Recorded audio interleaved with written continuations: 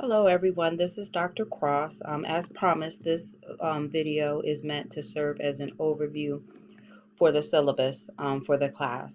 Please be sure to take the time to review the syllabus in its entirety for yourself, but this is just to highlight the main areas of the syllabus and help prepare you for our course this semester. As any first day of class, we will be reviewing the syllabus, so we're just doing it here in video form. So as you see, the top of the syllabus has my contact information, my email address, and even though this semester I'll be only offering virtual office hours, I do still list the office, my office location for the school. This is my cell phone number here. You can text me. You can call me at this number too. But this is also my private practice cell phone number. So I discourage students to leave voicemail here only because if students are leaving me messages and clients are leaving me messages as well, my voicemail box can get very full very quickly. So just use this number to text me if you need to get in contact with me as a quick contact point for me, or the email, or use the virtual office hours, which I'll be having every week, and I'll talk a little bit more about that. Or I did talk about that in other videos, but you can also request a Zoom, one-to-one Zoom meeting with me. But please keep in mind, I have several students in about 3 sections of courses, and it's not practical to have one-on-one meetings with every student. But I am available and can schedule a Zoom if necessary. But the best place to go is the virtual office hours for the one-to-one meetings with me. The top part of the syllabus goes over the course overview. Please take your time and review what we'll be covering in this course. Also, it talks about the use of the Black perspective as our guiding philosophy in the School of Social Work. Many of you learned a lot about this during the orientation for the school that we had at the start, earlier on, of the start of the semester. The syllabus also lists the core competencies for this course, and this is core competencies as established by the Council for Social Work and Education. The way the syllabus is set up, the way your assignments are set up, the expectations for you in this course are all aligned to these core competencies. More about those core competencies are listed here, and in what assignment that you can find those competencies in. Very important part here, your required textbook, the American Psychological Association, the APA manual, which is required for all your classes, and your Kirst Ashman and Hall Understanding Generalist Practice textbook. I uploaded this syllabus earlier on so that students can work on getting it. It's very important. As you will see, a lot of the discussions, the discussion boards that are in Blackboard, as well as the content, your reading assignments, you're supposed to be referencing in APA format this textbook. Any resource that you're using to inform your writings and your thoughts should be referenced using APA format. But for this particular course, I'm specifically looking at how you're understanding your readings. And by incorporating your understanding in the readings in your discussion boards and in your written assignment, it really goes a long way in demonstrating competencies that are required for this course. Class attendance, of course, you need to be registered to have access to this course. And it's also important that you show up. And for us, this is an asynchronous course, meaning there's no set day and time. All the information will be uploaded in videos and in Blackboard in the weeks, and you have to follow along and be disciplined in your study habits and stay. But a lot of our participation for this course will occur in the discussion boards. I will also be setting you up in groups so that you all can have a way to participate with each other and help you develop a community, a sense of community for the course, but also help develop some of our course culture for the semester as well. So please be sure that you know that you are prepared for the course. Again, that's being present every week with your discussion boards, posting them on time, replying to posts on time, submitting your assignments on time. All that is part of me attendance and participation for this course. Also making sure you're doing all the reading assignments from your required textbook. Academic code of conduct, very important. Honesty, integrity is you're held to those standards as up and coming social workers academically. And so make sure that you're doing your own work for the course. Not sharing your work with others is important. Also, when you submit your assignments, we use SafeAssign for which is our plagiarism tool, so we can see if any papers have been duplicated or portions of your paper. So please be mindful of that. You want to look at your safe assigned score, and you also want to see the areas in which the duplication occurs. The score in itself may not tell you all you need to know, but in general, you do not want a high safe assigned score, number one.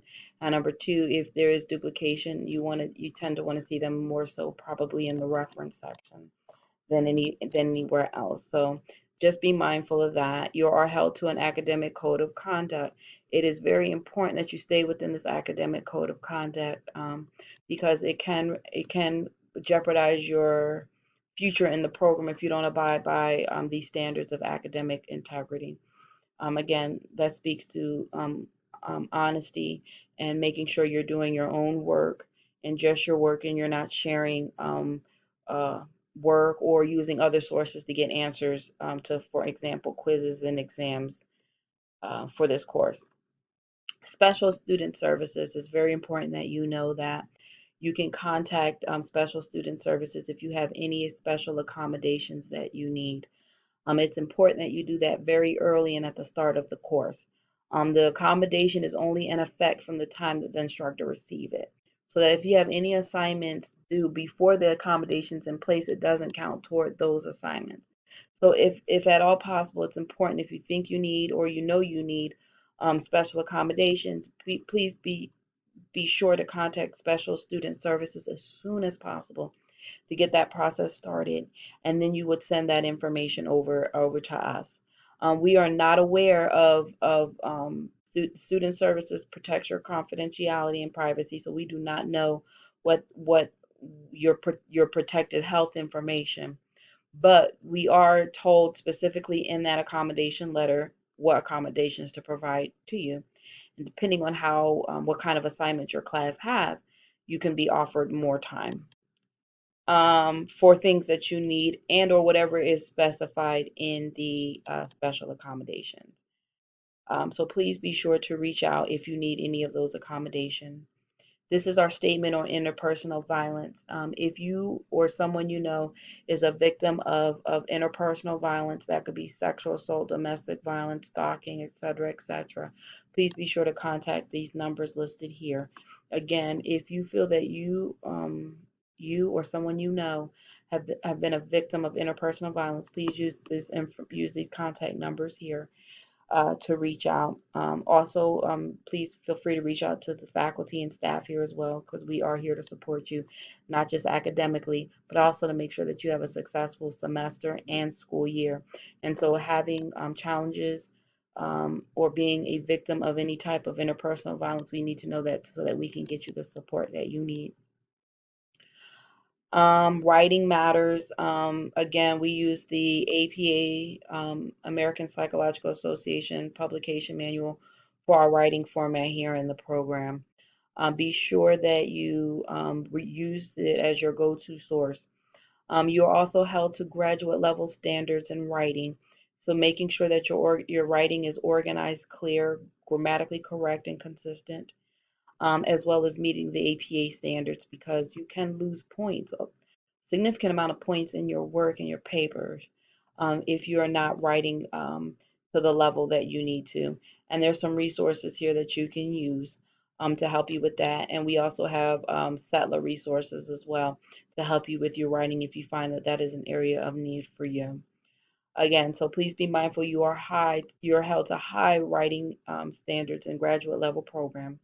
And to say that you successfully completed a Master's of Social Work program, you have to master the APA formatting style. And so we want to make sure we start early with you to get you started, making sure if there's any challenges that you have, that we work on it right away so that we can get you where you need to be in terms of the expectations for your writing in this program. Management and completion of assignments. It's very, very, very important that you submit all papers in on time. Taking the time out now to review your course syllabus with you and your assignments. Be sure that you put in those due dates, or make sure you set up your Blackboard settings so that you're notified in advance when you're for the due dates for your assignment. Again, to be as prepared as you can and to get ready for your assignments. There will be no accepting of late papers for this course, so it is important that you get your assignments in on time. In addition, when an assignment is due, you have until the deadline of that day to submit it. After that, the assignment will close. It will not be viewable or available online in Blackboard, just to reinforce that late papers are not accepted. So again, late papers will not be accepted in this course. The actual assignment itself will close and will not be viewable. So students will not be able to submit after the deadline. So it's very important to submit all those assignments on time. Even missing one paper can significantly impact your overall grade for the course. So it's important that you get those papers in as soon as possible. And again, I will be setting up some smaller groups for you all so that you can use each other as peer support. And if you need that extra reminder, if you want to touch base with your classmates to make sure that you're on point in terms of your assignment and timing, please feel free to do that. Classroom learning environment. This is just the general learning environment. Um, a lot of this doesn't apply because we're online, but I do want you to be mindful that we're treating the online environment as a face-to-face class, and that you are expected to treat each other professionally and with respect. When you're discussing content using discussion boards, you are engaging. That is our our our our environment, and it is online, so you're held to those same standards. Even though it's not expected that you will be disrupting the class with cell phones and doing other things that are not appropriate for learning time. I do encourage you to protect your own learning and study time the same way you would as if you were in a class. So please make sure that you minimize your distractions so that you can focus in your reading assignments and your writing assignments. And again, it's some of the reason why I posted that first article, Learning as Your First Job, to help get you acclimated to learning and studying and developing the environment you need to be as successful as possible. Class attendance, again, this doesn't directly apply in terms of you're not going to be here in a class for a certain period of time every week. However, you are expected to attend class online, and that means making sure that you log on weekly, using that left tab of your Blackboard to make sure you go into each folder, make sure you're aware of everything, and look over all the content for that particular week. That's attending to your class as far as this class goes. Attendance also means, being um, available, being seen and through your discussion board activity, and so forth. So be mindful. Participation on is your discussion boards. Participation is doing your assignments on time. Participation is engaging as much as possible with the material. This will help you be successful in the course. But that's how we look at class attendance. Okay. So again, make sure you're logging on weekly, checking your announcements a couple times a day, at least until you get the flow of the course. Instructional methods, video lectures, PowerPoint presentations, reading and research assignments, writing assignments, discussion boards, which allows you an environment for peer discussion and learning. You will also be bringing a lot of your field experiences into the course, in that you will be utilizing what you're learning in the field to help understand and process your assignments as well as your readings in this course. Okay. We'll be relying heavily this semester on computer technology to get us through the course. Grading criteria, it's listed right here. A grade of A is an average of 90 to 100, B 80 to 89, C 70 to 79, D 60 to 69, F 60 and below. Please be mindful that in your gradebook calculations, there's a weighted total. That is a running average of your current grade in the class. That's how you have an idea of how well you're doing. As you move along and submit grades as the assignments are graded, you'll see that average change or stay the same, be mindful of that. Students to be successful in this course need to get an 80 or above. Students who are at a 79 or below at midterm, which is at week 8, will get a midterm advisement. Midterm advisement is a referral to your academic advisor to discuss your progress or lack thereof in the course. This is to protect you as a student. These midterms advisement is for you to get the support that you need. And we want to make sure we catch any challenges that you're having before the end of the semester so that we can possibly turn around any challenges that you're having before we get to the end of the semester. So again, you should be able to see a running average of your grade point average for students who are at an 80, I'm sorry, a 79 or below. At the midterm period, you will automatically know you're getting a midterm advisement. Okay. Usually, the instructor who's teaching the course in which you're getting a midterm advisement will notify you of that and then send that referral over to your academic advisor who will be in contact with you. Again, look at it as a checks and balances and a support mechanism for you. So for the course, and when you think about these grades, this is all that comes into this 100% grade. 10% of it is discussion boards, your quizzes, mini paper 1, midterm exam, community assessment, mini paper 2, agency paper, and final presentation. I will upload another video that goes over these assignments in detail. So I don't want to use up too much time for this going over it, but in terms of when you're looking at these grade average, it's a factor of all these assignments, and all of these assignments will impact your overall final grade. So it's important that you stay on top of your assignments and submit them on time. You do have three quizzes. One of them is the syllabus quiz. It's not graded, but these are the two that will be graded. Discussion board, again, it's listed here. What it consists of and what the points are for it. You are expected to cite an APA either in the you can either cite it in your post or add a reference in APA citation, citing the source that informed your knowledge or your thoughts related to the post. Some students do either cite or they do a reference or they do both if they want to make sure they're doing both correctly before we get to the final paper. A rubric will be attached for all of your assignments in Blackboard, and there's also a rubric for your discussion boards. In short, you're being measured on the content itself, whether you follow the directions in the post related to the word count of the post. You're also being measured on whether you post on time and you replied on time to 2 people in your in the course, and you're also being measured in terms of your overall grade in your APA format for your discussion boards, and that's listed here. And actually, now I'm looking at it, the points, it's 1 point each, so I will fix this.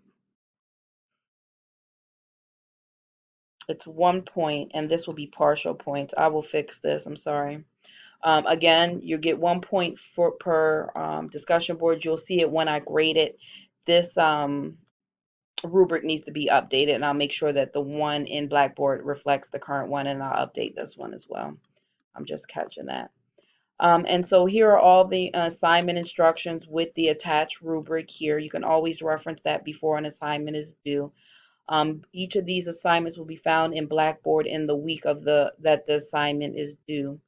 And this assignment instructions will be also listed in Blackboard as well. There will be an electronic rubric already up embedded in Blackboard, and this is just a copy of that electronic rubric.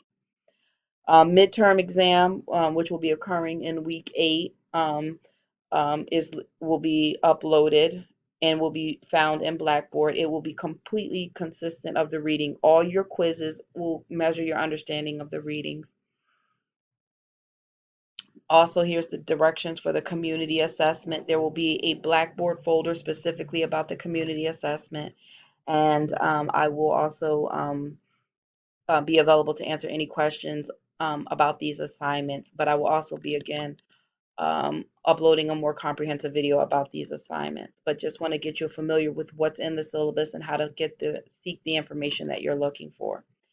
Again, your other assignment and the rubric, your agency paper assignment and the rubric, and your final presentation assignment in the rubric.